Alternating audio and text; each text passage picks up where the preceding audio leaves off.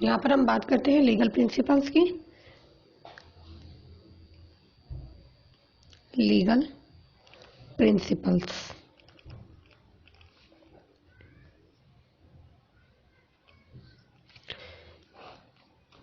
जब कोई बंदा पॉलिसी परचेज करता है, कोई भी पर्सन कंपनी से, तो वहाँ पर कस्टमर और कंपनी के बीच में कॉन्ट्रैक्ट स्टार्ट हो जाता है।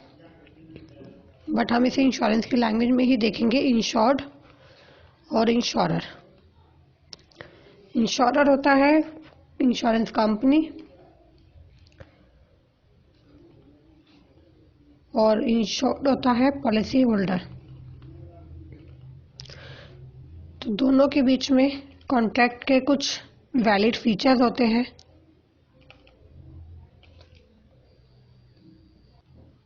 यहाँ पर हम बात कर रहे थे वैलिड फीचर्स की, जिसका फर्स्ट होता है ऑफर एंड एक्सेप्टेंस।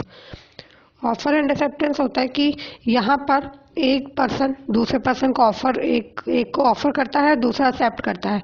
कोई भी कॉन्ट्रैक्ट ऑफर एंड एक्सेप्टेंस के बिना पॉसिबल नहीं है।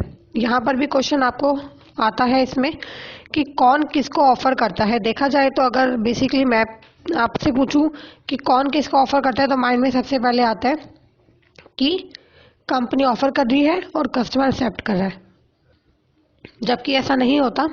देखा जाए तो एक्चुअल में ये होता है कि यहाँ पर कस्टमर ऑफर करता है। क्यों? क्योंकि कंपनी ने प्रोडक्ट काफ़ी लॉन्च करे हैं, उसमें अपना अपना एक फीचर है कि इसको आप इतनी टर्म के लिए ले सकते हैं, इतना प्रीमियम है, इतनी एज के अकॉर्डिंग ये है। यहाँ पर कस्टमर खुद अपने लिए अपनी एक कंडीशन सेलेक्ट करता है जो उसको आगे तक इजीली उसको निभा सके। तो कस्टमर देन डिसाइड करने के बाद कि मुझे कौन सी पॉलिसी लेनी है, कंपनी को ऑफर करता है और कंपनी वहाँ पर उस चीज़ को एक्सेप्ट करती है। तो क्वेश्चन में अगर कभी भी पूछा जाता है कि कौन किसको ऑफर करता है, तो कस्टमर ऑफर करता है, कंपनी एक्सेप्ट करती है, देन हमारा कॉन्ट्रैक्ट जो है वो स्टार्ट हो जाता है। आगे आता है consideration.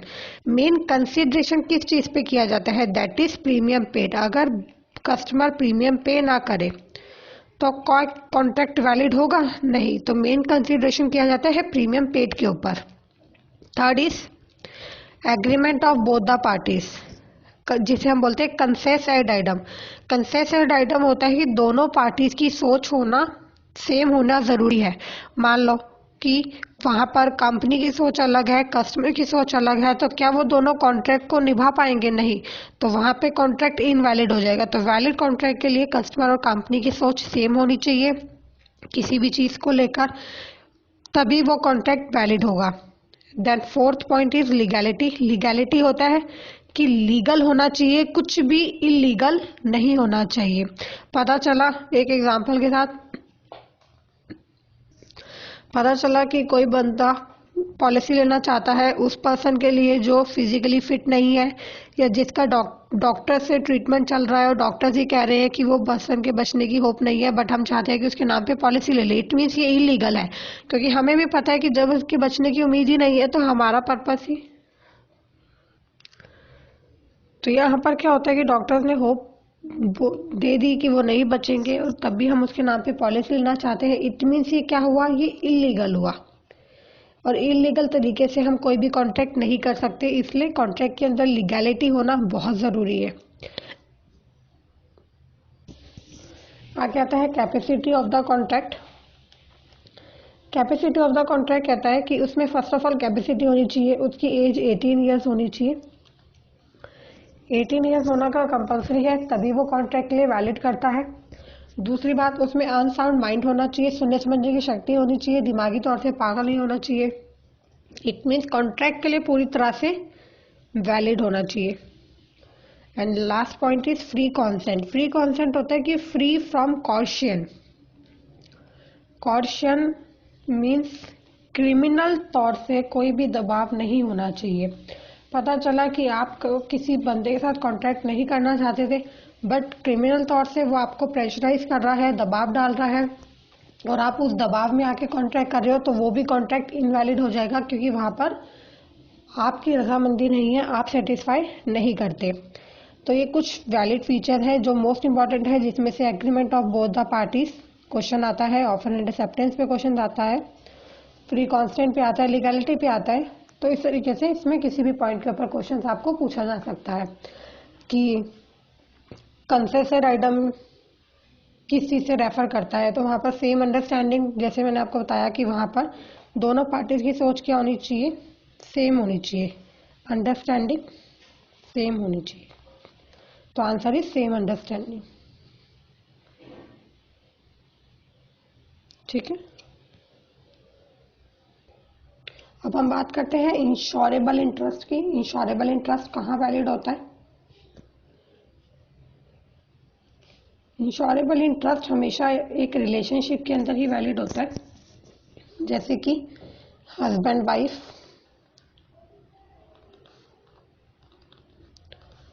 Parents kids.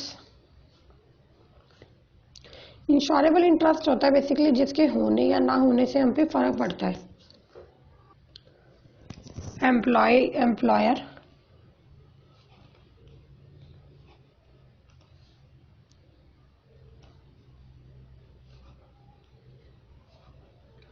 Debtor creditor, जिससे हमने उधार लिया, या इस तरीके से अगर मान लो मैंने किसी से उधार लिया और कल को मैं ही नहीं रहती, तो उस पर्सन का अमाउंट कौन रिटर्न करेगा? तो उसको मेरे होने या ना होने से फर्क पड़ता है। इस तरीके के रिलेशन इंश्योरेबल इंटरेस्ट के अंदर आते हैं। आगे मोस्ट इंपॉर्टेंट है उब्रीमा फाइट्स। उब्रीमा फाइट्स क्या होता है? उब्रीमा फाइट्स होता है utmost good faith. Utmost good faith कहता है कि जब भी आप कोई पॉलिसी लेते हो तो वहां पर आप पॉलिसी में सब चीजों को डिस्क्लोज करो, कुछ भी मत छुपाओ।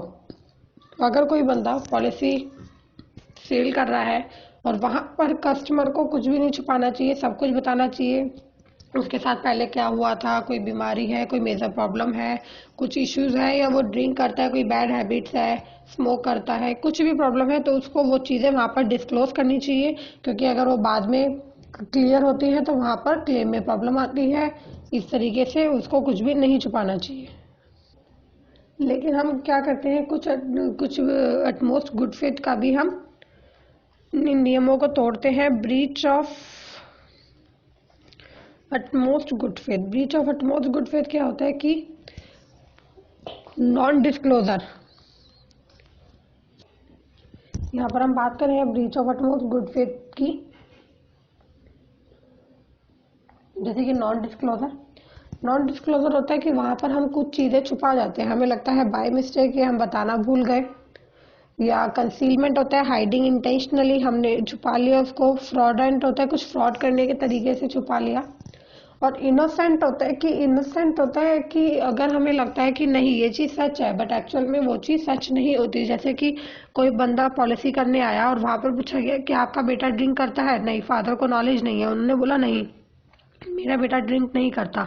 बट एक्चुअल में देखा जाए तो हो सकता है उसमें वो बैड हैबिट है, वो ड्रिंक करता है, स्मोक करता है, बट ये चीज़ उनकी नॉलेज में नहीं है।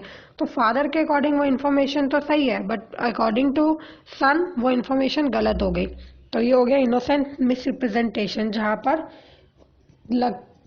क्या होता है कि presenting an untrue information believing it true. जो गलत इन्फॉर्मेशन बट हमें लगता है ये सही है।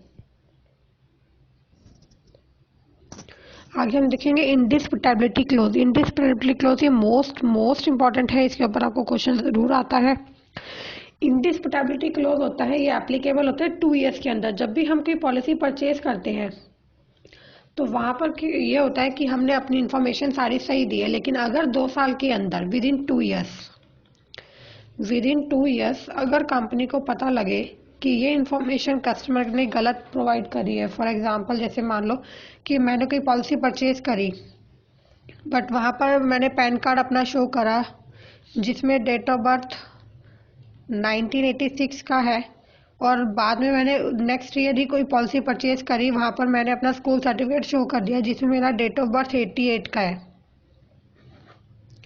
इट मीन्स यहाँ पर 1 साल के अंदर ही डेट ऑफ बर्थ मैं 2 दिखा रही हूँ अपने ही नाम से। तो तो कंपनी के पास जो इन्फॉर्मेशन है वो गलत हो गई। तो यहाँ पर क्या होता है कि अगर जैसे कि बताया विद इन 2 ईयर्स के अंदर कोई भी इन्फॉर्मेशन कंपनी को पता चले कि कस्टमर ने गलत बताई है, फ्रॉड किया है, तो कंपनी उसकी पॉलिसी को नल एंड वॉइड कर देगी, इट मीन्स रद्द कर देगी। दिया हुआ प्रीमियम जो है वो सारा फॉरफिट कर लेगी और यहाँ पर उसको कोई भी प्रीमियम वापस नहीं होगा।